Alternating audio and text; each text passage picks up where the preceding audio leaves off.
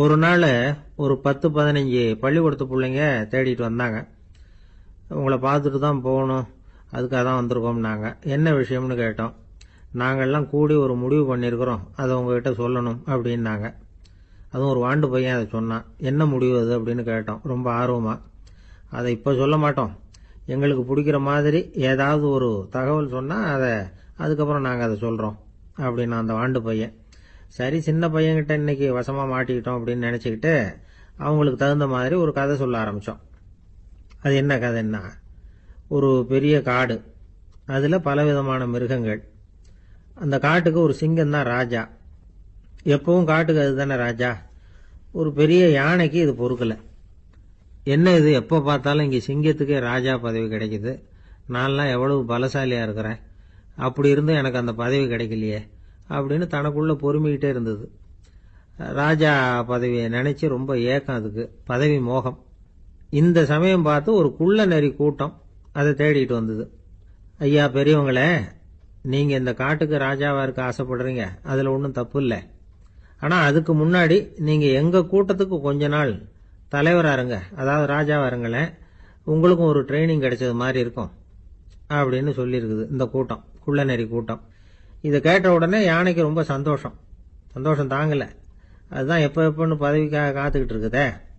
இருந்தாலும் கொஞ்சம் பிகுவோட, சரி நீங்கள்லாம் இவ்வளவு தூரம் என்ன தேடிட்டு வந்து கேட்கறதுனால மறுக்க முடியல அப்படின்னு ரொம்ப ஏதோ அவளுக்கு சிரமப்பட்டு ஒத்துக்கிறது மாதிரி ஒத்துக்கிட்டது. ஏதோ உங்கள் ஆசைக்கு கட்டுப்படுறேன், கொஞ்ச நாள் உங்கள் கூட்டத்துக்கு ராஜாவாக இருக்கிறதுக்கு சம்மதிக்கிறேன் அப்படின்னுது. உடனே அந்த யானை ராஜ நட போட ஆரம்பிச்சிட்டுது. யானை சாதாரணமாக நடந்தாவே எப்படி இருக்குங்கிறது நமக்கு தெரியும். அதுவே ராஜ நட நடந்தால் எப்படி இருக்கும் கற்பனை பண்ணி பாருங்க. யானை முன்னாடி கம்பீரமாக போய்கிட்டு இருக்குது, தலைவர் இல்லையா, அதனால குள்ள நரிகள்லாம் ரொம்ப அடக்கமாக அது பின்னாடி அணிவகுத்து போயிட்டு இருக்குது. ராஜா வாழ்க, மன்னர் வாழ்க அப்படின்னு கோஷம் வேற. யானைக்கு தலைகால் புரியல, அவ்வளவு சந்தோஷம். அந்த யானைக்கு செருக்கு, ஆணவம் எல்லாம் ஏற்பட்டு போச்சு. அதுக்கப்புறம் அது தரையை பார்க்குமா, நிமிர்ந்து நடக்க ஆரம்பிச்சுட்டுது. தரையை பார்க்கறதே இல்லை. அப்படி போயிட்டு இருக்கிறப்போ ஒரு சதுப்பு நிலத்துல திடீர்னு காலை வச்சுட்டுது. அவ்வளவுதான், கால் உள்ள போட்டுது. இன்னொரு காலை எடுத்து வச்சுது, அதுவும் உள்ள போட்டுது. அந்த 2 காலையும் எடுக்கிறதுக்காக அடுத்த 2 காலையும் அழுத்துச்சு, அதுவும் உள்ள போக ஆரம்பிச்சுட்டுது. இப்ப 4 காலம் வசமா சேத்துல அழுந்தி போச்சு, எடுக்க முடியல. குள்ள நரிகள்லாம் அதை சுத்தி சுத்தி வந்தது. சிலது சுத்தி நின்று டான்ஸ் ஆட ஆரம்பிச்சுட்டுது யானையை பார்த்துட்டு. இதை யானை பார்த்தது. என்ன இது, தலைவர் நான் தவிச்சுக்கிட்டு இருக்கிறேன், தொண்டர்கள்லாம் சுத்தி நின்று வேடிக்கை பார்த்துக்கிட்டு இருக்கிறீங்க, டான்ஸ் ஆடுறீங்க அப்படின்னு கேட்டுதான். தொண்டர்களே, தலைவர் நான் தவிச்சுக்கிட்டு இருக்கிறது உங்களுக்கு தெரியலையா? இப்போ உடனே உங்க தலைவரை காப்பாற்ற வேண்டியது உங்க கடமை இல்லையா அப்படின்னு கத்துச்சான் அந்த யானை. குள்ள நரிகளில் ஒன்று முன்னாடி நின்று அந்த யானையை பார்த்துதான், தலைவரே எங்களுக்கு ரொம்ப நாளா ஒரு ஆசை, அந்த ஆசையை நிறைவேற்றிக்கிறதுக்காகத்தான் உங்களை எங்க தலைவரா ஏத்துக்கிறோம்னு சொன்னோம் அப்படின்னு தான். என்ன ஆசைன்னு கேட்டிருக்கு யானை. யானை கறி சாப்பிட்டு பார்க்கணுங்கிறது எங்களுக்கு ரொம்ப நாள் ஆசை, அது இன்னைக்கு தான் நிறைவேற போகுது அப்படின்னு தான் அந்த நரி. இதை கேட்ட உடனே அந்த யானை அப்படியே மூர்ச்சி ஆயிட்டு தான். நரிகள்லாம் அது மேலே ஏறி குதற ஆரம்பிச்சுட்டு தான். பதவி மேலே இருந்த பேராசை அந்த பலசாலியான யானையையே மாட்டி விட்டுட்டுது பாத்தீங்களா அப்படின்னு சொல்லி முடிச்சோம் இந்த கதையை அந்த சின்ன பிள்ளைங்க கிட்ட. சரிங்க, இப்ப நாங்க உங்களை தேடி வந்த விஷயம் என்னங்கிறத சொல்லவா அப்படின்னா ஒரு வாண்டு பையன். சீக்கிரம் சொல்லு தம்பி, சஸ்பென்ஸ் தாங்கல அப்படின்னும். அவன் மெதுவா எங்களை பார்த்து சொல்றான், எங்களுக்கு கொஞ்ச நாள் நீங்க தலைவரா இருந்தா தேவல அப்படின்னு. ஒரு பெரியவர்கிட்ட பேசிக்கிட்டு இருந்தேன். அவர் என்கிட்ட ஒரு கேள்வி கேட்டார். திருடர்கள் எத்தனை வகை தெரியுமா உனக்கு அப்படின்னார். இதுதான் அவர் கேட்ட கேள்வி. எதுக்காக என்ன பார்த்து அந்த கேள்வி கேட்டாரு தெரியல. இருந்தாலும் நான் அவருக்கு பதில் சொன்னேன். திருடர்கள்ல எத்தனையோ வகை உண்டுங்க. கார் திருடன், சைக்கிள் திருடன், முகமூடி திருடன், எப்படி சொல்லிட்டு போலாம். இருந்தாலும் என்னுடைய சிற்றறிவுக்கு எட்டின வரையில திருடர்களை 2 வகையா பிரிக்கலாம் அப்படின்னு நினைக்கிறேன். ஒன்னு ராத்திரியில திருடுற திருடன், இன்னொருத்தன் பகல்ல திருடுற திருடன். அதாவது பகல் திருடன், ராத்திரி திருடன் அப்படின்னு பெரியவர் சிரிச்சார். என்ன சிரிக்கிறீங்களா, என்ன கல்வர்கள் 4 வகை அப்படின்னு ஆரம்பிச்சார். எப்படின்னு கேட்டேன். சாப்பாட்டுக்கு இல்லாம திருடுறாங்க பாருங்க, அது ஒரு வகையாம். சாப்பாட்டுக்கு இருந்தும் திருடுறாங்க பாருங்க, அது ஒரு வகையாம். இதை தவிர இன்னும் ஒரு 2 வகை திருட்டு உண்டு. அது என்னன்னா, ஆண்டவன் கிட்ட இருந்து நாம திருடுற திருட்டு, இன்னொன்னு என்னன்னா நம்ம கிட்ட இருந்து ஆண்டவன் திருடுற திருட்டு அப்படின்னாரு. எனக்கு ஒண்ணும் புரியல. என்ன சார் இது, ஆண்டவனையே வந்து திருடன்னு சொல்றீங்களே அப்படின்னு ஆச்சரியமா. ஆமாங்க, ஆண்டவனை வந்து கள்வன்னு சொல்றது இல்லையா? காஞ்சிபுரத்துக்கு பக்கத்துல திருக்கார்வனம் அப்படின்னு ஒரு ஊர் இருக்கு. அங்க உள்ள பெருமாளுக்கு வந்து கள்வர்னு தான் பேரு. அது மட்டும் இல்ல, திருமங்கையாழ்வார் தம்முடைய திரு நெடுந்தாண்டகத்துல கார்வனத்துள்ளாய் கல்வா அப்படின்னு தான் அழைக்கிறார் அப்படின்னு நிறைய உதாரணம்லாம் சொல்ல ஆரம்பிச்சார். அதுக்கப்புறம் அவர்கிட்ட பேசி நான் புரிஞ்சுக்கிட்ட விவரங்களை தான் இப்போ நான் இப்போ உங்ககிட்ட சொல்ல போறது. அதாவது அவர் சொன்ன முதல் வகை திருடர்கள் வந்து சாப்பாட்டுக்கு இல்லாம திருடுறவங்க. இவங்களை வந்து திருத்தி போடலாம். சாப்பாட்டுக்கு இருந்தும் பணம் சேர்க்கணுங்கிற ஆசையால பொய் கணக்கெல்லாம் எழுதுறாங்க பாருங்க, அவங்க தான் 2வது வகை. 3வது வகை திருட்டு தான் மிகப்பெரிய திருட்டு. இறைவனுக்கு சொந்தமானத நம்முடையதுன்னு நினைக்கிற திருட்டு. எது இறைவனுக்கு சொந்தமானது அப்படின்னா ஆத்மா. பகவானுக்கு சொந்தமான ஆத்மாவை நம்முடையதுன்னு நினைக்கிறது தான் அந்த மாபெரும் திருட்டு. இதுக்கு பேரு தான் ஆத்மாபகாரமா.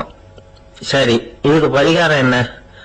எல்லாம் இறைவனுடையது, நமக்கு ஒண்ணும் இல்லை அப்படின்னு நினைக்கிறது தான் இதுக்கு பரிகாரம். இதெல்லாம் இருக்கட்டும். 4வது திருட்டு ஒண்ணு சொன்னோம்ல, ஆண்டவன் நம்ம கிட்ட இருந்து திருடுறது. அது எப்படி? ஆண்டவனை வந்து கள்வன்னு சொல்றாங்க, அது சரி. அவர் என்னத்தை திருடினார்? இப்போ இன்னொருத்தருக்கு சொந்தமான ஒன்னை எடுத்து வச்சுக்கிறது தான் கள்ளத்தனம். ஆனா ஆண்டவன் எடுத்துக்கிட்டோம்னா இருக்கிறது எல்லாமே அவனுக்கு சொந்தம். அப்படி இருக்கிறப்போ அவரை எப்படி கள்வன்னு சொல்றது? இது என்ன புரியாம இருக்குது அப்படின்னு சொல்லி பார்த்தா அதுக்கும் விளக்கம் சொல்றாங்க அவங்க.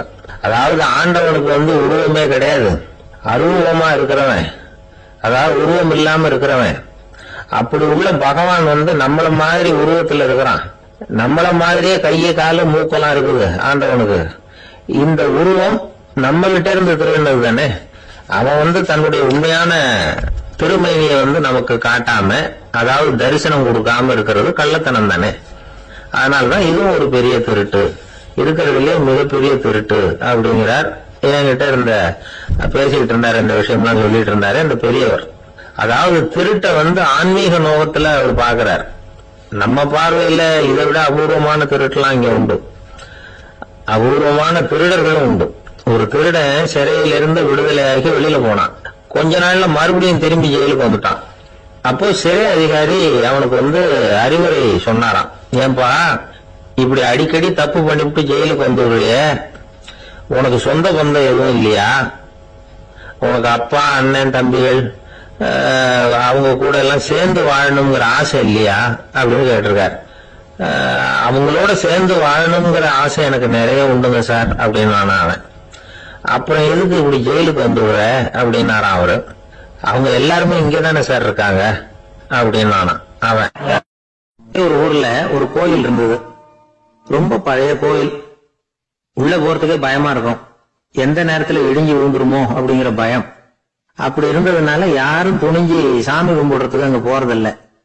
கோயிலுக்கு வர்ற கூட்டம் கொஞ்சம் கொஞ்சமா குறைய ஆரம்பிச்சுட்டுது. கோயில் நிர்வாகிகள் எல்லாரும் கூடி உட்காந்து பேசினாங்க. என்ன பண்ணலாம்னு யோசனை பண்ணாங்க. எந்த இடம் மோசமா இருக்கோ அந்த இடத்த பழுது பார்த்தாங்க. அங்க எங்க வர்ணத்தை பூசி கொஞ்சம் அழகுபடுத்தி பார்த்தாங்க. ஏதோ இந்த ஊர்ல கோயில்னு ஒண்ணு இருக்கு, அது மக்களுக்கு தெரியணும் அப்படிங்கறதுக்காகத்தான் இப்படிலாம் பண்ணாங்க. இருந்தாலும் கோவில் இருக்கிற நிலைமை மக்களுக்கு தெரியும், அதனால அங்க வர்றது குறைச்சிக்கிட்டாங்க அவங்க. ஒரு கட்டத்துல யாருமே வர்றதில்ல, நிலைமை அந்த அளவுக்கு ஆயிட்டுது. மறுபடியும் கோவில் நிர்வாகிகள் கூட்டம் நடந்தது. இந்த கூட்டம் கூட கோயிலுக்கு உள்ள நடக்கல, இடிஞ்சு விழுந்துருவோங்கிற பயம். அதனால வெளியில தான் உட்காந்து கூட்டத்தை நடத்தினாங்க.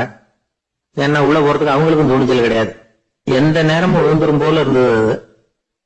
அது வழியா போறவங்க கூட வேகமா அந்த இடத்தை கடந்து போக ஆரம்பிச்சுட்டாங்க. கோவில் நிர்வாகிகள் வெளியில உட்கார்ந்து கூட்டம் போட்டாங்க இல்லையா, அந்த கூட்டத்துல 4 தீர்மானங்களை நிறைவேற்றினாங்க.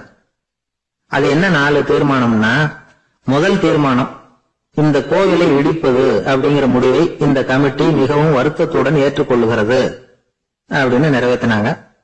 இதுக்கு பதிலா இன்னொரு கோவிலை உடனடியாக கட்டி முடிச்சுடணுங்கிறது 2வது தீர்மானம்.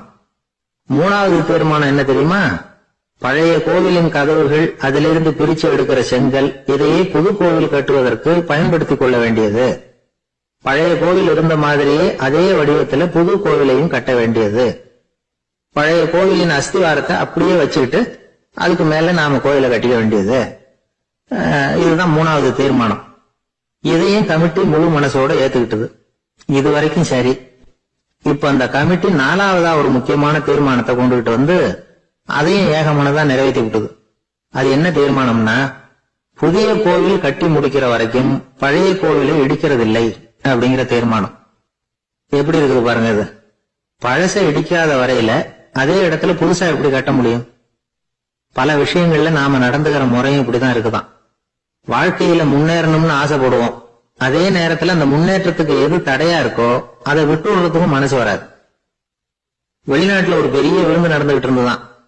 எல்லாரும் மது கோப்பையும் கையுமா அலைஞ்சுகிட்டு இருக்கிறாங்க.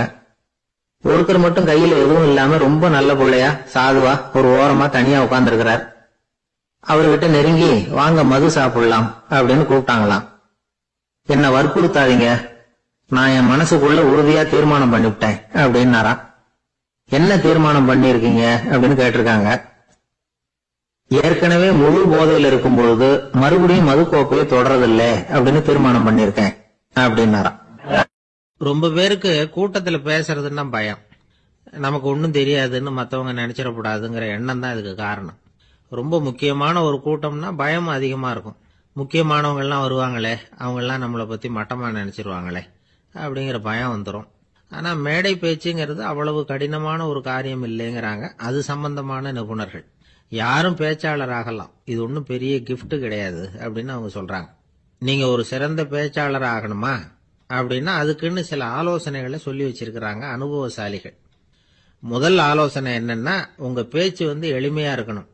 ஏதாவது ஒரு கருத்து அல்லது 2 கருத்து சொன்னா போதும். 20 அல்லது 30 கருத்துக்களை சொல்லிட்டே போகக்கூடாது. 2வது ஆலோசனை, நீங்க என்ன பேச போறீங்கிறது முதல்ல உங்களுக்கு நல்லா புரியணும். அதுக்கப்புறம் தான் அதை அடுத்தவங்களுக்கு புரிய வைக்க முடியும். எப்படி ஆரம்பிக்க போறோம், எந்த கருத்தை முக்கியமா வலியுறுத்த போறோம், எப்படி முடிக்க போறோம் அப்படிங்கறத முதல்ல நல்லா சிந்திச்சு மனசுல வச்சுக்கணும். கடைசியா என்ன சொல்றீங்களோ அதுதான் கேட்கறவங்க மனசுல நிக்கும். 3வது ஆலோசனை என்னன்னா, உங்க பேச்சு சுருக்கமா இருக்கணும். ஒரு 15 நிமிஷம் பேசுறது ரொம்ப பொருத்தம். மணிக்கணக்கில் பேசிக்கிட்டு இருக்கிறது நல்லதில்லை. 4வது ஆலோசனை, நீங்க பேசுறது உண்மையா இருக்கணும். உங்களுக்கு உண்மையான அனுபவங்கள் இருக்கும், அதை சொல்லலாம். உங்களுடைய உண்மையான அனுபவங்களை மற்றவங்களோட பகிர்ந்துக்கணும், அதுதான் முக்கியம். 5வது ஆலோசனை, ஆரம்பத்தில் கொஞ்ச நேரம் உங்களை பத்தியும் எதிரில் உள்ளவங்களை பத்தியும் சம்பந்தப்படுத்தி ஏதாவது பேசி ஒரு நெருக்கத்தை ஏற்படுத்திக்கணும். ஒவ்வொருத்தரும் இப்ப இவர் பேச போறது நம்ம சம்பந்தப்பட்டது அப்படின்னு நினைக்க ஆரம்பிச்சிருவாங்கல்ல, அதுக்கப்புறம் அவங்க கேட்க தயாராயிட்டாங்கன்னு அர்த்தம். எதிரில் உட்கார்ந்துருக்கிற கூட்டத்திலிருந்து 3 பேரை தேர்ந்தெடுங்க. அதாவது வலது பக்கம் ஒருத்தர், நடுவுல ஒருத்தர், இடது பக்கம் ஒருத்தர். அதாவது உங்களை ரொம்ப கனிவாகவும் ஆர்வமாகவும் பார்க்கிறவரா பார்த்து தேர்ந்தெடுத்துங்க மனசுக்குள்ள. நீங்க பேசும்பொழுது என்ன பண்ணணும்னா, இவங்களை நேருக்கு நேரா மாறி மாறி பார்த்துக்கிட்டே பேசுனீங்கன்னா நீங்க ஏதோ ஒட்டுமொத்த கூட்டத்தையும் பார்த்து பேசுறதாக ஒரு உணர்வு அது ஏற்படுத்திவிடும். 6வது ஆலோசனை என்னன்னா, சொற்பொழிவுன்னா நீங்க பேசணும், படிக்கக்கூடாது. எழுதி படிக்கிறது நல்லா இருக்காது. குறிப்புகள் வேணும்னா வச்சுக்கலாம். படிக்கிறது பேப்பர்ல இருந்து வர்றது மாதிரி இருக்கும், பேசுறது இதயத்திலிருந்து வர்றது மாதிரி இருக்கும். அப்புறம் 7வது ஆலோசனை சொல்றாங்க. அது என்னன்னா, மேடையில ஏறி நின்ன உடனே இயல்பா மூச்சை இழுத்து விட்டுங்க, இயல்பு நிலைக்கு வாங்க, அதுக்கப்புறம் இயல்பா பேச ஆரம்பிக்கலாம் அப்படிங்கிறாங்க. இவ்வளவும் பேச்சு கலையில் வல்லுநர்களா இருக்கிறவங்க சொல்லுகிற ஆலோசனைகள். இதையெல்லாம் கடைபிடிச்சா நமக்கும் அதுக்கும் வெகு தூரம்னு நினைச்சுக்கிட்டு இருந்த ஒண்ணு இப்ப கிட்டத்துல நெருங்கி வந்துடும். நாம சொல்றபடியெல்லாம் அது கேட்கும். ஒரு பேச்சாளர், அவருக்கு சுருக்கமாவே பேச தெரியாது. மேடையில ஏத்தி விட்டுட்டா போதும், ஆரம்பிச்சிருவார், நிறுத்த மாட்டார், பேசிக்கிட்டே இருப்பார். ஒரு தடவை அவர் ஒரு கூட்டத்துல ரொம்ப நேரம் பேசிக்கிட்டே இருக்கிறார். எதிரில் பொறுமை இழந்த ஒருத்தர் தன்னுடைய கை கடிகாரத்தை காட்டினார். அதை கவனிச்ச பேச்சாளர், மன்னிக்கணும், கை கடிகாரம் நான் கொண்டுகிட்டு வர மறந்துட்டேன், அதுதான் நேரம் போனதே தெரியல அப்படின்னு சொல்லியிருக்கிறார். இதுக்கு அவரு சொன்னாராம் கோபமா, ஏய்யா கடிகாரத்தை தான் பார்க்க முடியல, மறந்துட்டேன், பக்கத்துல மாட்டிருக்கிற கேலண்டரையாவது பார்க்க கூடாதா அப்படின்னாராம். ஒரு ராஜா இருந்தார். நாடு பூராவும் நிறைய மரங்களை நட்டு வளர்க்கணுங்கிறது அவரோட ஆசை. தானே அதுக்கு முன்மாதிரியா இருக்கணும்னு நினைச்சார். அரண்மனையை சுத்தி மரங்களை நட்டு வளர்த்தார். இத பார்த்துட்டு ஜனங்களும் அவங்கவுங்க வீட்டை சுத்தி மரக்கன்றுகளை நட்டு வளர்த்தாங்க. கொஞ்ச காலத்துல ஊரு பூரா பசுமையா மாறிச்சு. எல்லாருக்கும் சந்தோஷமா இருந்தது. இது ஒரு பக்கம் இருக்கட்டும். இப்ப நான் சொல்ல போற கதை வேற.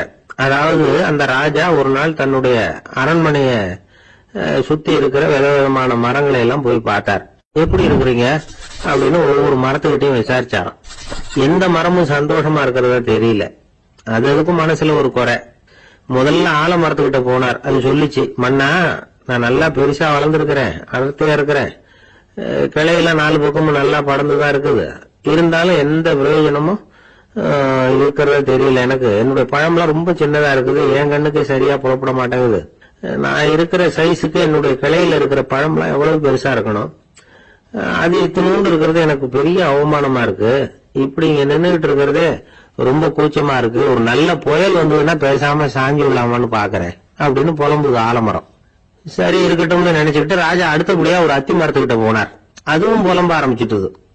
நான் கூட பெரிய மரம் தான், இல்ல இலையெல்லாம் அழகா தான் இருக்குது, பழம் அழகா இருக்குது, இருந்தாலும் உள்ள விஷயம் இல்லையே. அத்தி பழத்தை புட்டு பார்த்தா அத்தனையும் சொத்த அப்படின்னு பழமொழியே உண்டாயிட்டுத. இப்படி ஒரு கெட்ட பேரோட நான் இருக்கணுமா அப்படின்னு புலம்புது அது. சரி இது இருக்கட்டும் அப்படின்னு சொல்லி அடுத்தபடியா வேப்ப மரத்துக்கிட்ட போனார். அது தன்னுடைய வேதனையை வெளியிட்டது. எனக்கு எவ்வளவோ மருத்துவ குணங்கள்லாம் இருக்கிறதா சொல்லிக்கிறாங்க, இருந்தாலும் என்ன பிரயோஜனம், என்னுடைய பழத்தை மனிதர்கள் யாரும் விரும்பி சாப்பிடுறது இல்லையே அப்படின்னுது. ராஜா அடுத்தாப்புல இருந்து ஒரு பனை மரத்துக்கிட்ட போனார். நான் நல்லா உயரமா தான் வளர்ந்துருக்கிறேன், மற்ற மரங்கள்லாம் என்ன அண்ணாந்துதான் பாக்கணும், இருந்தாலும் என்கிட்ட நிழலுக்காக யாரும் ஒழுங்குறது இல்லையே அப்படின்னுது. என்ன இது எல்லா மரமும் இப்படி திருப்தி இல்லாம இருந்துகிட்டு இருக்குதே அப்படின்னு நினைச்சுக்கிட்டே ராஜா அடுத்தபடியா அங்க இருந்த ஒரு பைன் மரத்துக்கிட்ட போனார். அழகா உயரமா பசுமையா தான் இருந்தது, ஆனா பழமோ பூவோ கிடையாது. அதை நினைச்சு அது வருத்தப்பட்டுக்கிட்டு இருக்குது. ஓக் மரம் அது நின்றுட்டு இருந்தது. அது என்ன சொல்லிச்சுன்னா, இலையுதிர் காலத்துல என் மேல இருக்கிற எல்லா இலைகளும் உதிர்ந்து போடுது, முடி கொட்டின மனிதர்கள் மாதிரி மொட்டையா நான் நிக்க வேண்டி இருக்குது, என்ன வாழ்க்கை இது அப்படின்னு சொல்லி அழுத்துக்கிட்டது. சரி புளிய மரம் என்ன சொல்லுது பாப்போம்னு அதுகிட்ட போனா, என்னுடைய நிழல்ல யாருமே தங்க மாட்டாங்க, உடம்புக்கு சூடுன்னு ஒதுங்கி போயிடுவாங்க, அடிமரத்தை பாத்தீங்கன்னா பட்டையெல்லாம் உறிஞ்சி பாக்குறதுக்கே கேவலமா இருப்பேன் அப்படின்னுதான் அது. முருங்கை மரம் என்ன சொல்லிச்சு தெரியுமா, என்னுடைய இலை காயெல்லாம் சாப்பிடுறவங்களுக்கு சத்து கொடுக்கறது வாசம் தான், ஆனா என் உடம்புல சத்தே கிடையாது, கொஞ்சம் வேகமா காத்து அடிச்சதுன்னா முறிஞ்சு விழுந்துடுறேன், என்ன வாழ்க்கை இது அப்படின்னு சொல்லி அது வருத்தப்பட்டது.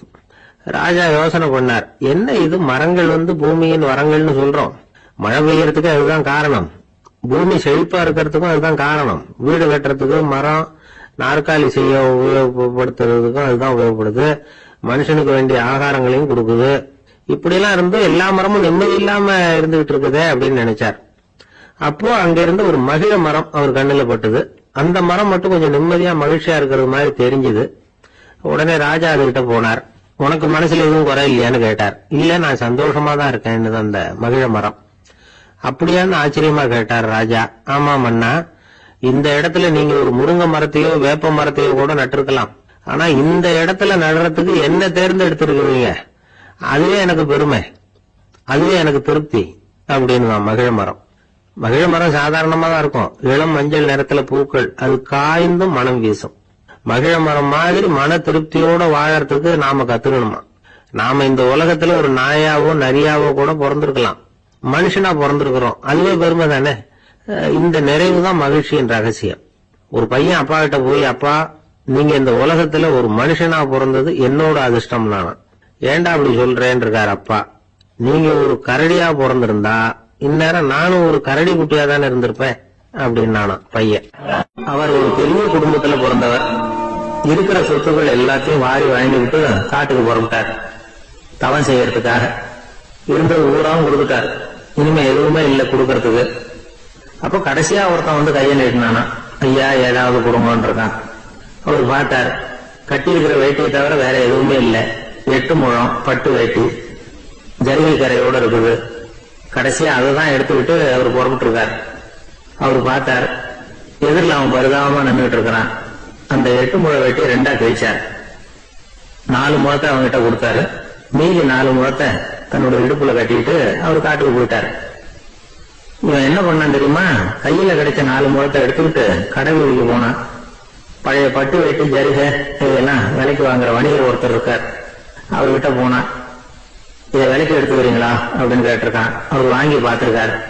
ஆஹா, இது ரொம்ப அருமையான வேட்டி, விலை உயர்ந்த ஜரிகை, இது ஏது உனக்கு அப்படின்னு கேட்டாரான்.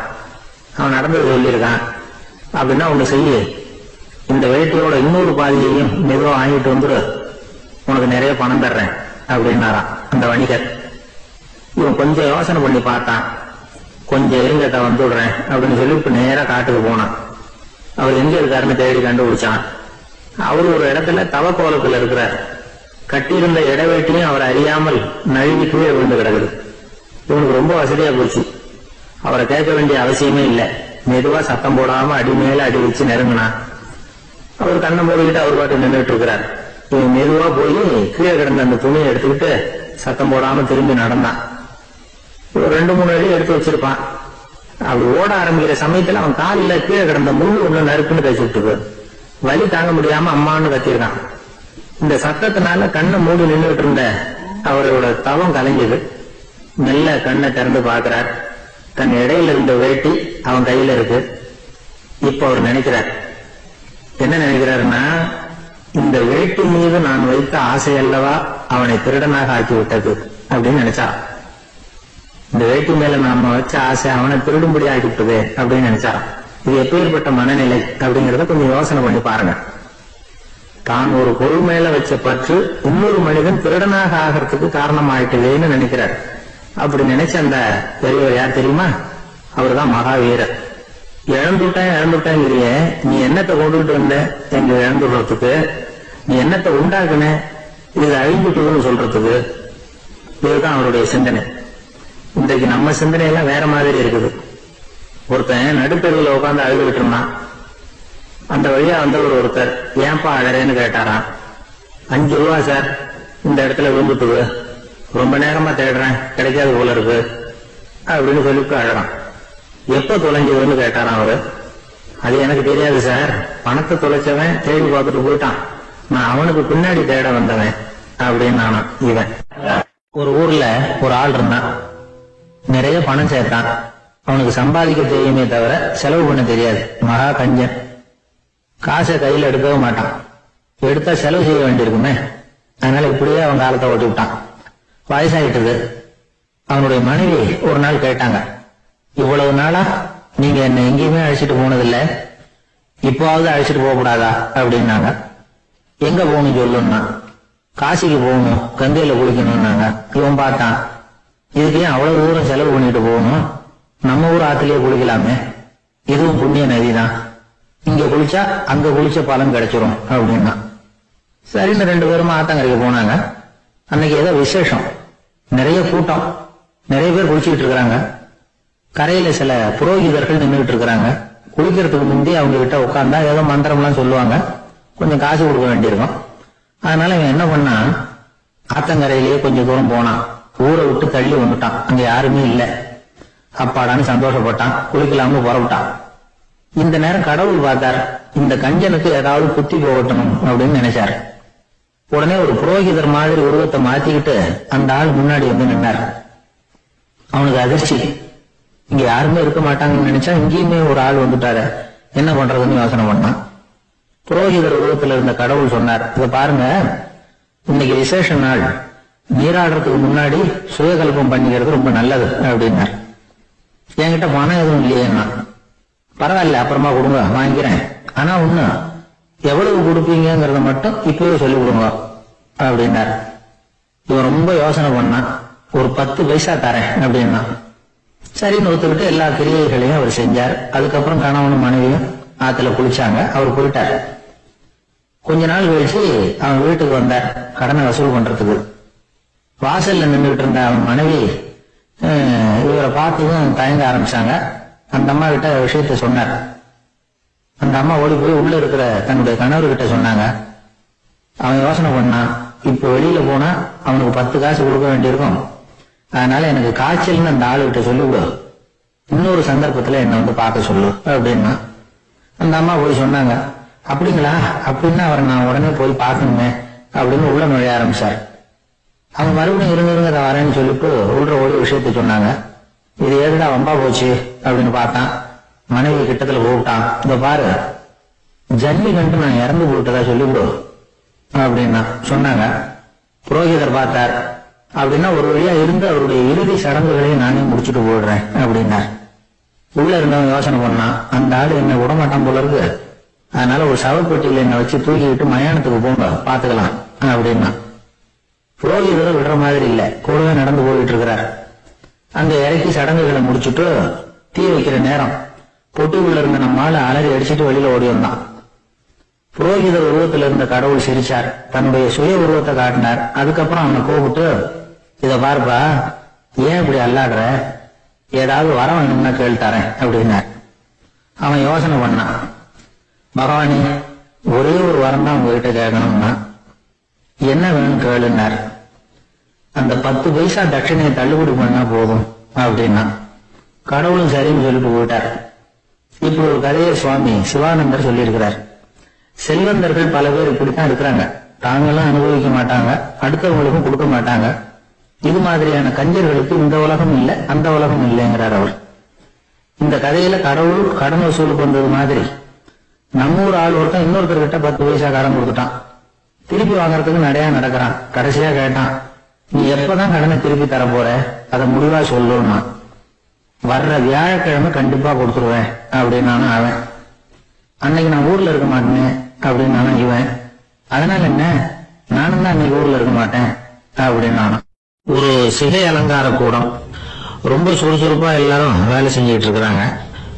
முடி வெட்டிக்க வந்திருக்கிறவங்க நிறைய பேர், எல்லாரும் வரிசையா உட்காந்துருக்கிறாங்க. அந்த சமயத்துல திடீர்னு கதவை திறந்துகிட்டு ஒருத்தர் உள்ள வர்றாரு. அவரு ஒரு பெரிய மனிதர். அவரும் முடி வெட்டிக்கிறதுக்காக தான் உள்ள வந்திருக்கிறாரு. அவரை பார்த்த உடனே எங்க வரிசையில உட்காந்துருந்தவங்க எல்லாரும் எழுந்திரிச்சு அவர்கிட்ட வந்துட்டாங்க. அவரை சுத்தி நின்றுட்டாங்க. எப்படி இருக்கிறீங்க, நல்லா இருக்கீங்களா அப்படின்னு விசாரிக்க ஆரம்பிச்சுட்டாங்க. எல்லாம் முடிஞ்சதும் வந்தவர் கேட்டார், வரிசையில கடைசியா இருக்கிறவர் யார் அப்படின்னு கேட்டாரு. ஏன்னு கேட்டாங்க. நான் அதுக்கு அடுத்தபடியா உட்காரணும், அதுக்காக தான் கேட்கிறேன் அப்படின்னாரு. உடனே அங்க இருந்தவங்க எல்லாம் என்ன சொன்னாங்க தெரியுமா, நீங்க வரிசையில காத்திருக்க கூடாது, நீங்க அரசாங்கத்தின் தலைவர், உங்களுக்கு நேரம் முக்கியம், அதனால நீங்க முன்னாடி போங்க அப்படின்னு சொன்னாங்க. ஆனா அதை அவர் கேட்கல. தோழர்களே, உங்களுடைய கருத்துக்கு ரொம்ப நன்றி. எல்லாரும் வரிசையா தான் வரணும், அதுதான் முறை. வரிசையில வரணுங்கிற நடைமுறையை நானும் பின்பற்ற விரும்புறேன். நாம எல்லாரும் சமமானவர்கள் அப்படின்னார். இப்படி சொல்லிட்டு வரிசையில கடைசியா இருந்த ஒரு நாற்காலியில போய் உட்கார்ந்துக்கிட்டார். தன் சட்டை பையில இருந்த ஒரு செய்தித்தாளை எடுத்தார், படிக்க ஆரம்பிச்சிட்டார். ஆனா அங்க இருந்தவங்களால இதை பார்த்துக்கிட்டு சும்மா இருக்க முடியல. ஒருத்தர் எழுந்திரிச்சு வந்தார். ஐயா, இப்ப என்னுடைய முறை வந்திருக்குது, நான் தான் போக வேண்டிய முறை. உங்களை இங்க காத்திருக்க வைக்கிறத விட ஒரு 5 ஆண்டுகளுக்கு கூட நான் முடிவெட்டிக்காம இருந்துட முடியும் அப்படின்னார். அவர் மறுபடியும் சொன்னார், ஐயா, நீங்க வரிசை முறையை தாண்டி போக விருப்பப்படல, சரி, ஆனா என்னுடைய முறையை மாத்தி கொடுக்கறதுக்கு எனக்கு முழு உரிமை இருக்குது. இதுக்கு பதிலா உங்களுடைய கடைசி இடத்தை நான் எடுத்துக்கிறேன், இதை நீங்க மறுக்க முடியாதுன்னார். அங்க இருந்த மற்றவங்களும் இதை ஒரு மனசா வற்புறுத்த ஆரம்பிச்சுட்டாங்க. அந்த பெரிய மனிதர் பார்த்தார், சரின்னு கடைசியா ஒத்துக்கிட்டார். அவர் யார் தெரியுமா, அவர் தான் மாவீரர் லெனின். ரஷ்யாவில கிரெம்ளின் சிகை அலங்கார கூடத்துலதான் இது நடந்தது. எல்லாரும் இந்நாட்டு மன்னர்கள்னு வாயளவுல பேசுறதுல என்ன பிரயோஜனம், நாம எல்லாரும் சமங்கிறத நடைமுறையில கடைபிடிச்சு காட்டினவங்க கொஞ்சம் பேர் தான். அவங்கள ஒருத்தர் தான் லெனின். வரிசையில நின்று வர்றதுங்கிறது ஒரு சிறந்த பண்பு, உயர்ந்த பண்பு. இன்னைக்கு பல இடங்கள்ல அது நமக்கு தேவைப்படுது. ஒரு ரேஷன் கடைவாசல், கடை திறக்கிறதுக்கு முன்னாடி எல்லாரும் வரிசையில நின்றுட்டாங்க. கடைசியா அந்த ஒருத்தரை கியூல முன்னாடி போறதுக்கு முயற்சி பண்றாரு. ஏற்கனவே நின்றுட்டு இருக்கிறவங்க அவரை முன்னாடி போறதுக்கு விட மாட்டேங்கிறாங்க. கடைசியா போய் நில்லையா அப்படின்னு எல்லாரும் கத்துறாங்க. அதான் அவர் காதுல வாங்கல, முண்டி அடிச்சுட்டு முன்னாடி போறதுக்கே முயற்சி பண்ணிட்டு இருக்கிறார். எல்லாரும் சேர்ந்து அவரை வலுக்கட்டாயமா இழுத்து கொண்டாந்து பின்னாடி கொண்டு போய் நிறுத்திவிட்டாங்க. நிறுத்திவிட்டு சொன்னாங்க, இதை பாருப்பா, நாங்க இருக்கிற வரைக்கும் நீங்க முன்னாடி போய் எதையும் வாங்க முடியாது, தெரிஞ்சுக்கோ அப்படின்னாங்க. இப்போ அந்த ஆளு சொன்னாராம், நான் இங்க பின்னாடி நிக்கிற வரைக்கும் நீங்களும் எதுவும் வாங்க முடியாது அப்படின்னாராம். ஏன்னு கேட்டிருக்கிறாங்க. நான் தான் அந்த கடையை திறக்க வேண்டிய ஆள் அப்படின்னா. எனக்கு ஒரு உதவி செய்யணும் அப்படின்னு நம்மளை பார்த்து ஒருத்தர் கேட்கிறாருன்னு வச்சுங்களேன். உடனே நாம அவரை பார்த்து என்ன உதவின்னு கேட்போம். இதுதான் சராசரி மனிதர்களின் இயல்பு. ஆனா ஒருத்தர் எனக்கு ஒரு உதவி செய்யணும் அப்படின்னு கேட்ட உடனே என்ன உதவின்னு கூட கேட்காம சரி செய்கிறேன் அப்படின்னு ஒத்துக்கிறது இருக்கு பாருங்க, அது கொஞ்சம் அபூர்வம். அந்த காலத்தில் ஒருத்தர் இருந்தார். அவர் எப்படி தெரியுமா? உதவி கேட்குறவங்க நல்லவங்களா கெட்டவங்களா அப்படின்னு கூட பார்க்கல, தனக்கு நன்மையா தீமையா அப்படின்னு கூட பார்க்கல, உதவி செய்கிறேன்னு புறப்பட்டுட்டார். அவர் யார் தெரியுமா? அவர் தான் நல சக்கரவர்த்தி. அவர் மாதிரி நாமும் உதவி கேட்குறவங்களுக்கு உடனே உதவி செய்யறதுக்கு தயாராக இருக்கணும் அப்படின்னு சொன்னார் ஒரு ஆன்மீக பேச்சாளர். நல சரித்திரத்தை அவர் சொல்லிக்கிட்டு இருந்தார். இந்திரன், அக்னி, வருணன், யமன் இவங்க 4 பேரும் நலனை பார்த்து எங்களுக்கு நீ உதவி செய்யணும், எங்களுக்காக நீ தூது போகணும் அப்படின்னு கேட்குறாங்க. யாருக்கிட்ட தூது போகணும், என்ன காரியத்துக்காக போகணும் அப்படின்னு கேட்கணும்ல. நலன் அப்படி கேட்கவே இல்லை, உடனே சரின்னு ஒத்துக்கிறான். அதுக்கப்புறம் அவங்க விவரம் சொல்றாங்க, என்ன உதவி, யாருக்கிட்ட தூது போகணும் அப்படிங்கிற விவரத்தை சொல்றாங்க. நலனுக்கும் அப்புறம்தான் புரியுது, எந்த தமயந்தியை இவன் காதலிச்சானோ, எந்த தமயந்தின் சுயமரத்துக்காக இவன் போய்கிட்டு இருக்கிறானோ அந்த தமயந்திய பார்த்து தங்களுக்காக அவகிட்ட வாதாடணும், பேசணும், தங்களில் ஒருத்தரை கல்யாணம் பண்ணிக்கும்படியா கேட்கணும் அப்படின்னு அவங்க 4 பேரும் நலன்கிட்ட கேட்கறாங்க. இத கேட்டதும் நலன் கொஞ்சம் கூட முகம் சுளிக்கல, பதட்டப்படல, நேரா தமயந்தி கிட்ட போறான். இந்திரன், அக்னி, வருணன், யமன் இவங்களோட சிறப்புகளை எடுத்து சொல்றான். இவங்கள ஒருத்தரை கல்யாணம் பண்ணிக்கலாம் அப்படின்னு சொல்லி கேட்டுக்கிறான். ஆனா இதுக்கு தமயந்தி சம்மதிக்கல. சுயமரம் நடக்குது, அவ நலனை தேர்ந்தெடுக்கிறா. அந்த 4 பேரும் நலனுக்கு நிறைய வரங்கள்லாம் கொடுக்குறாங்க. அதுக்கப்புறம் இப்படி போகுது கதை. இதுல நாம கவனிக்க வேண்டியது என்னன்னா, உதவின்னு கேட்ட உடனே என்ன உதவின்னு கேட்காம சரி செய்யறேன்னு சொன்னான் பாருங்க, அதை கொஞ்சம் சிந்திக்கணும். செய்யறேன்னு ஒத்துக்கிட்டதுக்கு அப்புறம் அது என்ன உதவின்னு தெரிஞ்சும் முகம் சுளிக்காம அதை செஞ்சான் பாருங்க, அதையும் கொஞ்சம் சிந்திக்கணும். நம்மால் ஒருத்தர் ஒரு நண்பனை தேடி போனா, எனக்கு ஒரு உதவின்னா சரி சொல்லுன்னா, இப்போ உங்ககிட்ட 2 கார் இருந்தா என்ன பண்ணுவேன்னா, உடனே அதுல ஒண்ணு உங்ககிட்ட கொடுத்துருவேன்னா, அவன் உங்ககிட்ட 2 பங்களா இருந்தா என்ன பண்ணுவேன்னா, அதுல ஒண்ணு உங்ககிட்ட கொடுத்துருவேன்னா, உங்ககிட்ட 2 பேனா இருந்தா என்ன பண்ணுவேன்னா, அதுல ஒரு பேனாவை உங்ககிட்ட கொடுக்க மாட்டேன்னா அவன். ஏன்டா அப்படி சொல்றேன்னா, ஏன்னா இப்ப நிஜமாவே என்கிட்ட 2 பேனா இருக்கு, அதனால அப்படி சொல்றேன் அப்படின்னு நானா அவன். தானத்துல சிறந்தது எது அப்படின்னு ஒரு கேள்வியை கேட்டு, தானத்துல சிறந்தது நிதானம் அப்படின்னு அதுக்கு ஒரு பதிலும் சொல்றவங்க உண்டு. நிதானம் ரொம்ப அவசியம், அதுவும் இன்றைய உலகத்துக்கு ரொம்ப அவசியம். இன்னைக்கு உலகம் ரொம்ப பரபரப்பா போயிட்டு இருக்குது. பொறுமையா இருக்கணும்னு நினைக்கிறவங்களால கூட அப்படி இருக்க முடியறதில்ல.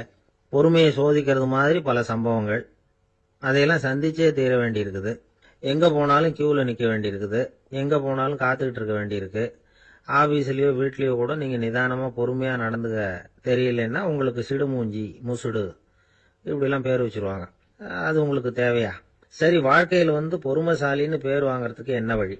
முதல் பாயிண்ட், நீங்க நினைக்கிறது, எதிர்பார்க்கறது, செய்யறது எல்லாமே 100% கரெக்டா நடக்கணும்னு ஆசைப்படக்கூடாது. எதுவா இருந்தாலும் அதுல ஓரளவுக்கு தவறு நடக்கலாம் அப்படிங்கறத எதிர்பார்த்தே இருக்கணும். ஓரளவுக்கு அதை அனுமதிக்கணும். ஒரு நண்பரை 6 மணிக்கு ஒரு இடத்துக்கு வர சொல்லி இருக்கிறீங்க, 6 மணிக்கு அவர் வரல, உடனே பொறுமை இழந்து நடந்துக்க கூடாது. ஒரு 10 நிமிஷம் டிலே ஆகலாம். ஒரு வர்ற வழியில பஸ்ஸு கூட ஏதாவது டிராபிக்ல மாட்டிருக்கலாம். அதெல்லாம் எதிர்பார்த்தே கொஞ்சம் காத்திருக்கிறதுல ஒன்றும் தப்பு இல்லை. சில சமயம் டிலே ஆகிறது கூட நல்லதா முடியும். ஒரு பஸ்ஸை தவற விட்டுட்டு, ஐயோ கொஞ்சம் ஒரு 2 நிமிஷம் முன்னாடி வந்திருந்தா பிடிச்சிருக்கலாமே அப்படின்னு தவிச்சுக்கிட்டு இருப்பாங்க சில பேர். அடுத்தபடியா வர்ற பஸ் நேரடியா நீங்க போக வேண்டிய இடத்துக்கே கொண்டு போய் விடுற பஸ்ஸா கூட இருக்கலாம். அது உங்களுக்கு முன்னாடி தெரியாதுல்ல. சில நெருக்கடியான சூழ்நிலைகளை தமாஷா எடுத்துக்கிறதுக்கு பழகிக்கணும். சில இடங்களுக்கு போறப்ப காத்திருக்கிறதுக்கு நம்ம மனசை தயார்படுத்திக்கிட்டே போகணும். ஒரு ரயிலுக்கோ பஸ்ஸுக்கோ அல்லது விமானத்துக்கோ கப்பல் பிரயாணத்துக்கோ போறப்போ அங்க போய் நீங்க மணிக்கணக்கில் கூட காத்துக்கிட்டு தான் இருக்கணும். புறப்படுற நேரம் கூட மாறலாம். நீங்க போய் சேர்ந்ததும் அது உடனே புறப்படணும்னு கட்டாயமா என்ன?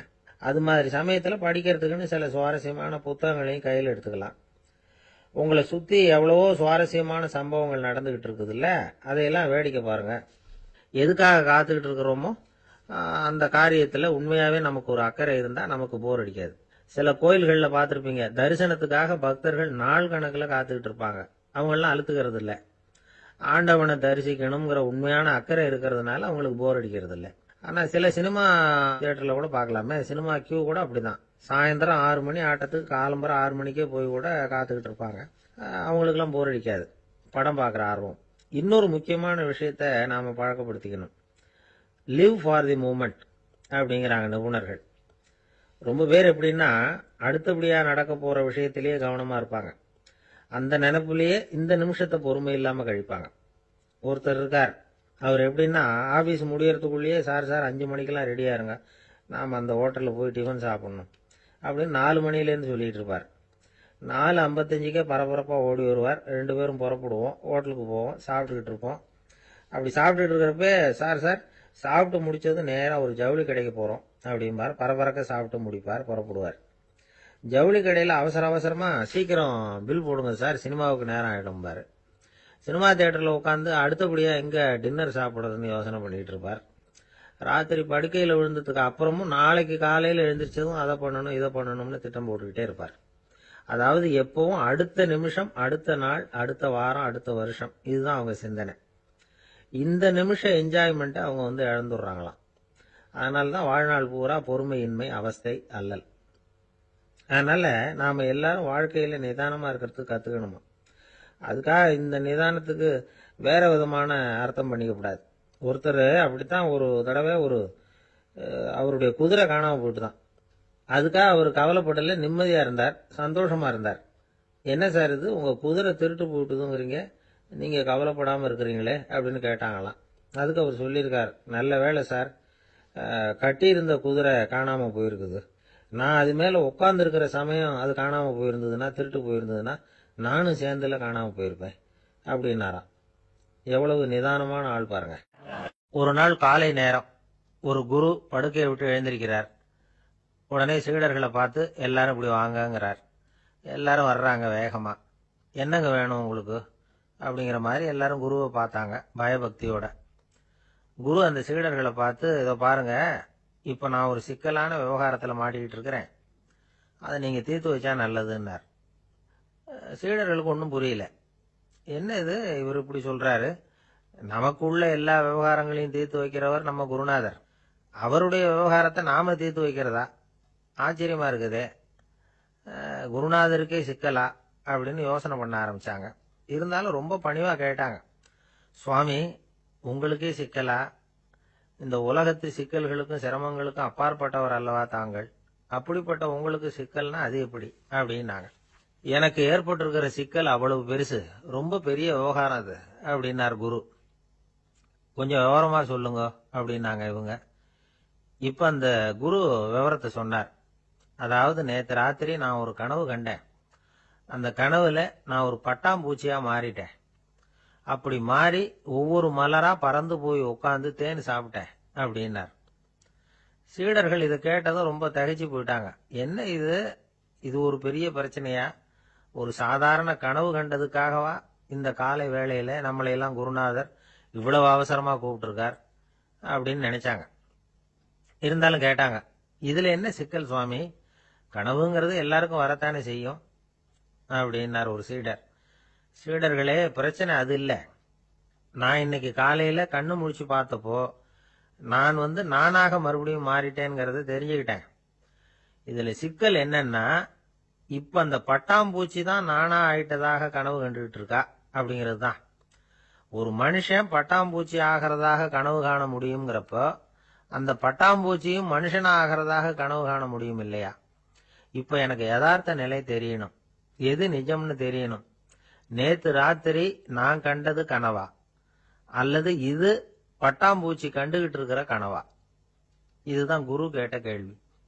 இதை கேட்டதும் சீடர்கள் ரொம்ப குழம்பி போயிட்டாங்க. சுவாமி, இதுவரைக்கும் நாங்க தூங்குறப்ப பாக்குறது கனவுன்னு, மூழ்கிட்டு இருக்கிறப்ப பாக்குறது நனவுன்னு நம்பிட்டு இருக்கிறோம். இப்ப எங்களை ரொம்ப குழப்பிட்டீங்க, இதுக்கு பதில் சொல்ல எங்களுக்கு சக்தி இல்லை அப்படின்னு சொல்லிவிட்டாங்களாம். அதுக்கப்புறம் அந்த குரு சொன்னாராம், நினைவு தான் முக்கியமான அம்சம். முடிவு கட்டம்னா பகலின் நினைவுகளை விட இரவின் கனவுகளே ரொம்ப உண்மை. ஒருத்தன் தூங்க போனா தூங்கிக்கிட்டே இருந்தா அவன் காணும் கனவு பொய்ங்கிறத அவன் உணர மாட்டான். ஒவ்வொரு கனவும் காணும் பொழுது அது ரொம்ப உண்மையா தான் தெரியுது. ஒரு கனவு கூட உண்மை இல்லைன்னு கனவுல தோன்றுவதே இல்லை அப்படின்னார் குரு. அகில வாழ்வு அத்தனையும் சொற்பனம் கண்டாய் அப்படிங்கிறார் தாயுமானவர்.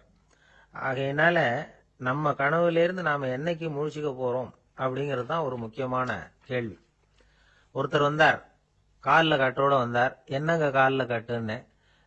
சார், நேற்று ராத்திரி தூக்கத்துல எங்க வீட்டு கூரையில ஏணியை சாத்தி வச்சு இறங்கினப்போ வழுக்கி விழுந்து காலை உடைச்சுக்கிட்டேன்னார்.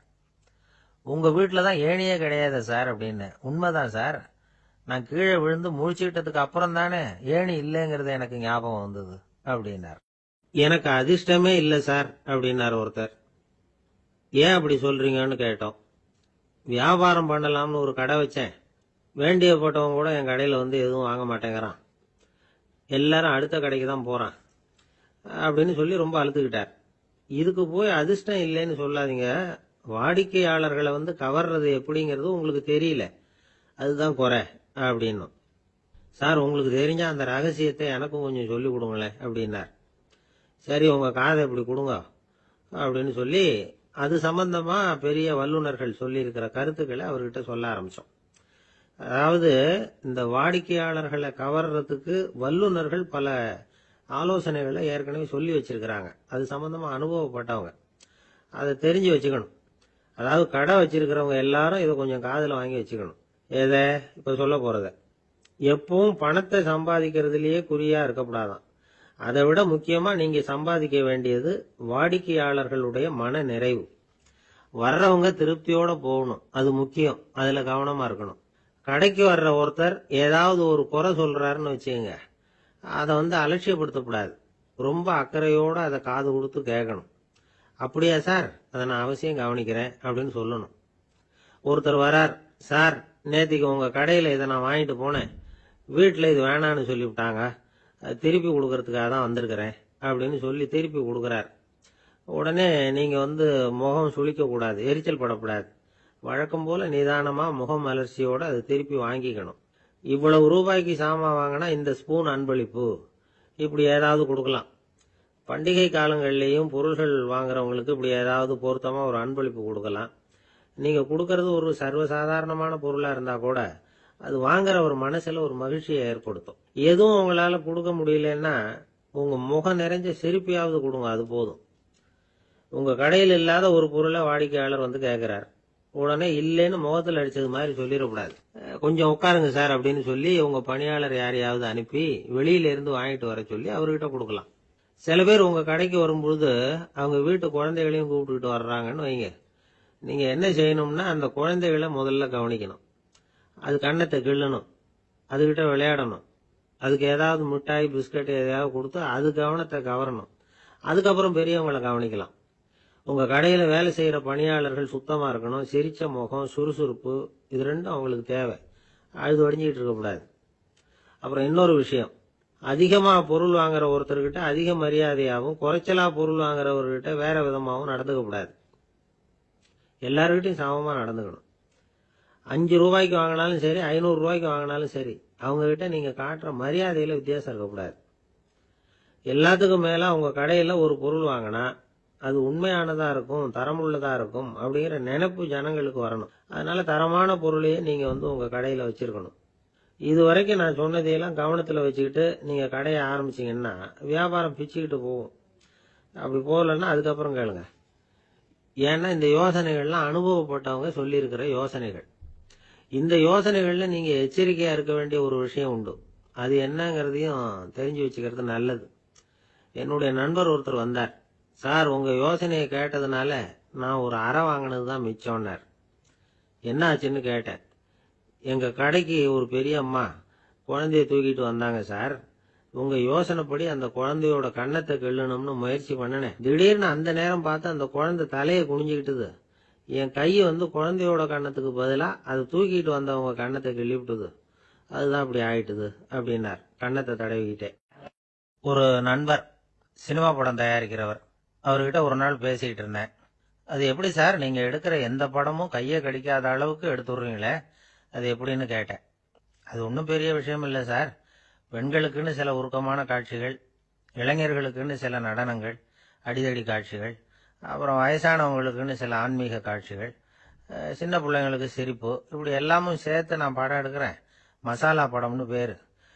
இது ரொம்ப பெருசா இல்லைன்னாலும் ஓரளவுக்கு சுமாரா ஓடிரும், கையை கடிக்காது அப்படின்னார். இது ஒரு உத்தி. சில பத்திரிகை ஆசிரியர்களும் இந்த உத்தியை கையாளுறது உண்டு.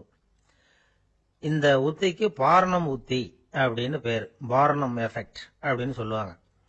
அதாவது ஃபீனியஸ் டி பார்னம் அப்படின்னு ஒருத்தர் அமெரிக்காவில் இருந்தாராம்.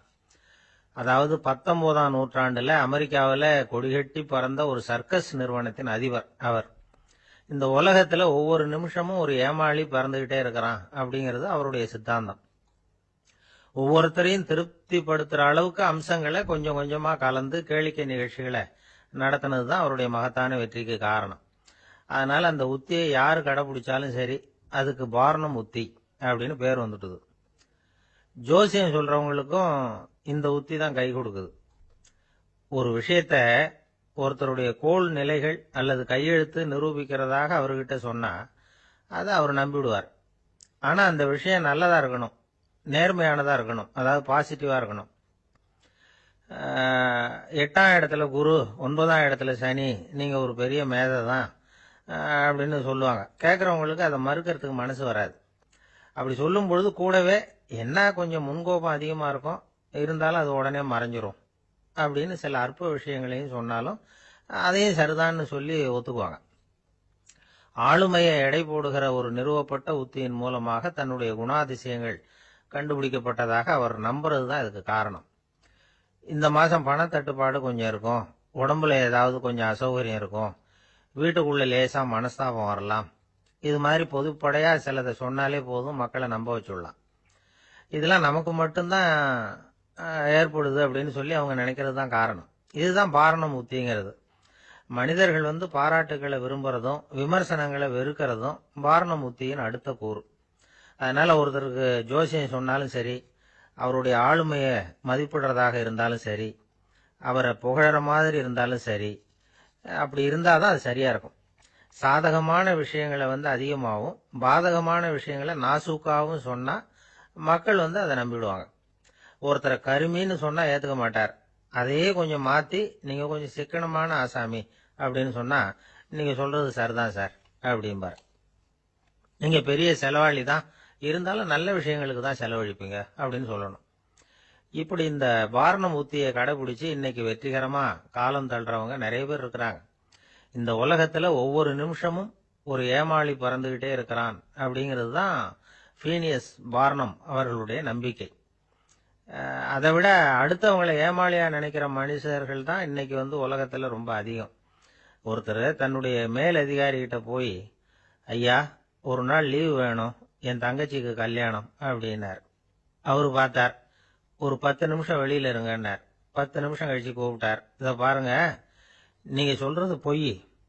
இப்போ உங்க தங்கச்சிக்கு போன் பண்ணேன், அவங்க தனக்கு 2 வருஷத்துக்கு முன்னாடியே கல்யாணம் ஆயிட்டதாக சொல்றாங்க அப்படின்னார். உடனே இவரு சொன்னார், சார் இப்போ நீங்க சொல்றதும் பொய்யாதான் இருக்கணும், ஏன்னா நிஜமா எனக்கு ஒரு தங்கச்சியே கிடையாது அப்படின்னார். கப்பல் கடல்ல போயிட்டு இருக்கு, புயல் சூறாவளி, அலையெல்லாம் பெருசு பெருசா ரொம்ப உயரமா உண்டாகுது. கடுமையான காற்றிலேயும் வேகமான அலைகள்லேயும் சிக்கி அந்த கப்பல் தடுமாறுது. திசை மாறி போச்சு, எந்த பக்கம் போயிட்டு இருக்கிறோம்னே தெரியல. அந்த கப்பலை செலுத்திக்கிட்டு இருந்த மாலுமி ரொம்ப சாமர்த்தியமா செயல்பட்டார். தன்னுடைய அறிவாற்றலையும் திறமையையும் முழுமையா பயன்படுத்தினார். அந்த கப்பலை கட்டுப்படுத்தினார். மெதுவா அந்த சூறாவளியிலிருந்து கப்பலை காப்பாத்தி கரைக்கு கொண்டுட்டு சேர்த்துட்டார். மாலுமின்னு ஒருத்தர் இருந்ததுனால அந்த மரக்கலம் காப்பாற்றப்பட்டது.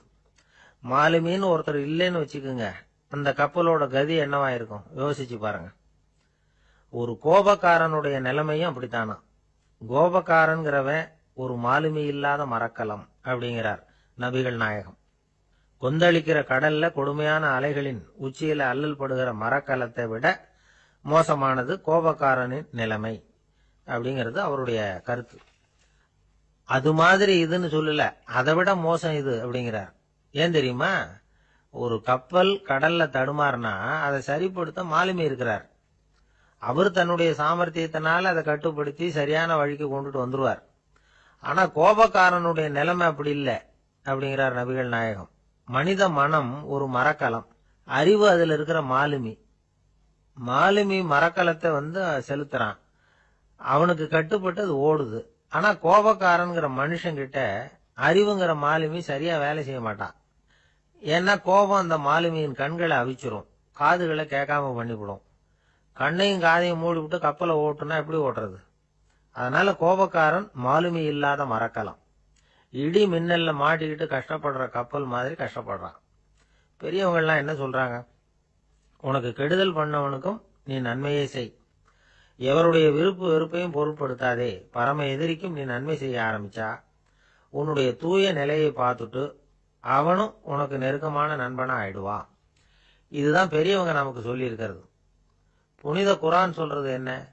தீமையை நன்மையை கொண்டே நீர் தடுத்து கொள்ளும் அப்படின்னு சொல்லப்பட்டிருக்கு. அதுல இன்னா செய்தாரை ஒருத்தல் அவர் நாண நன்னயம் செய்து விடல் அப்படிங்கிறார் திருவள்ளுவர். செல்வந்தர் ஒருத்தர்கிட்ட ஒரு சிறுவன் ஆடு மேய்ச்சிக்கிட்டு இருந்தானா. பெரியவர் அவனை கூப்பிட்டு, நீ நேரா போய் ஒரு ஆட்டுல உள்ள ரொம்ப நல்ல பகுதி எதுவோ அதை எடுத்துட்டு வா அப்படின்னாராம். இவன் போனான்.